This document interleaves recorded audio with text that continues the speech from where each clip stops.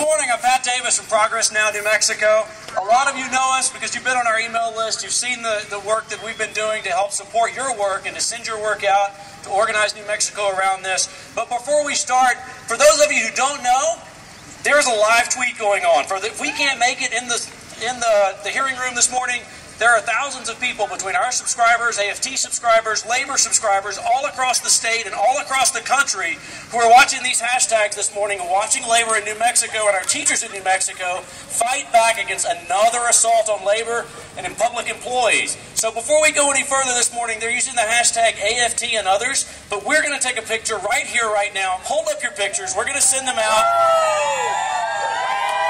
Hold up your sign.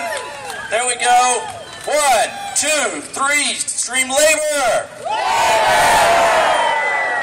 Great job. We're sending that out. If you have your phone, send it out now. Send out a message. Take a picture. Send it to your friends. Hashtag AFT this morning.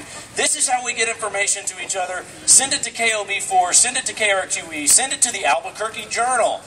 Inundate them with tweets, messages, and emails about what we're doing here this morning. Students are people, they're not test takers, they're not numbers. That's what we're about this morning. Those of you who know what's happening here in New Mexico know that we're already on the ground here in the middle of a fight that goes much larger than here. It comes to us from Florida, it comes to us from some national agenda transplanted through Las Cruces all the way back up to Santa Fe. And for those people that are making those decisions, we know this is not about children. This is about politics. Let me tell you, I know teaching.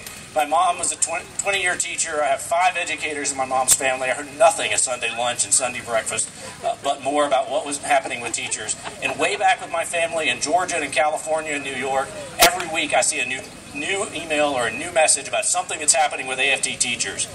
But really what people there are getting and people all across the state are starting to understand is the people making these decisions started with the belief that teachers are our problem, not the other problems that New Mexico has, not that we're a poor state. They're ignoring the fact that we don't have jobs. We haven't seen this governor in 18 months. This governor has lost 5,000 jobs in New Mexico.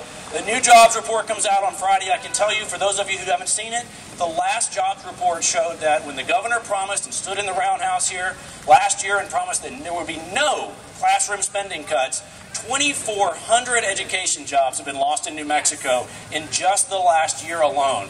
Half of New Mexico's job losses.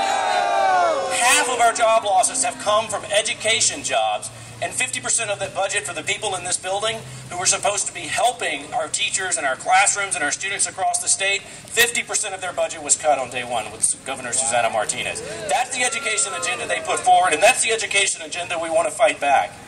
Those of you who here or know, you'll remember when Scott Walker in Wisconsin infamously told an organizer and an activist there that his strategy there was to divide and conquer. Well, if you think that's not happening in New Mexico, look at your own emails. What we know is that they don't want to show you their emails, but they certainly want to see yours. They have public employees, right?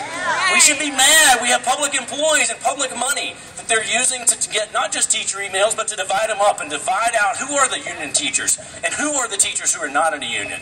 How can we use that in our political system? And when you go back to your classroom in the fall, go back and look, and when you're underfunded, when you don't have enough textbooks, go back and remember that what little money is left to work here in PED was used for exactly that purpose. Was used, their IT staff was used to troll your email addresses. Their public information staff was used to coordinate that instead of putting messages out and talking to parents and students about how they could help make their summer more productive.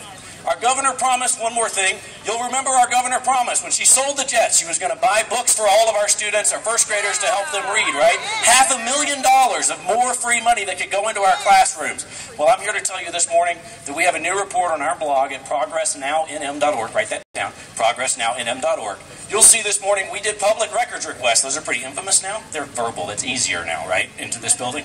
We did a public records request to PED, asked where that $500,000 went. Guess what? They spent $175,000 of it on books. Somebody tell me where the other $300 and something thousand are that are supposed to go to New Mexico classrooms.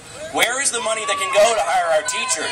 Where is the money the governor promised for our education and our reading coaches that she vetoed? After asking the legislature for reading coaches, she vetoed the funding for them. This is an administration that's playing politics with our children. You are standing up for it, and for those of us on this side of the fence who are supporting you and living in Albuquerque and counting on our children to be there next, we need your help. The next time a Tea Party person, the next time a millionaire tells you that they want to see another tax cut for their job creation, ask them who's going to train the workers that they want to hire. Who's going to make them their engineers? Who's going to make them the teachers? Who's going to train them to be the police officers to keep them safe? The construction workers to build their roads, to build their factories? Ask them those questions. You are our best weapon. Your stories are our best weapon. We know we judge our teachers not by a test score, not by a bubble on a Scantron sheet, but by the hours they put in after school to help a child that's struggling, the hours they come in early to be sure they get a breakfast in the morning so they're prepared when their family can't do that. That's how we judge our teachers in New Mexico. That is New Mexico.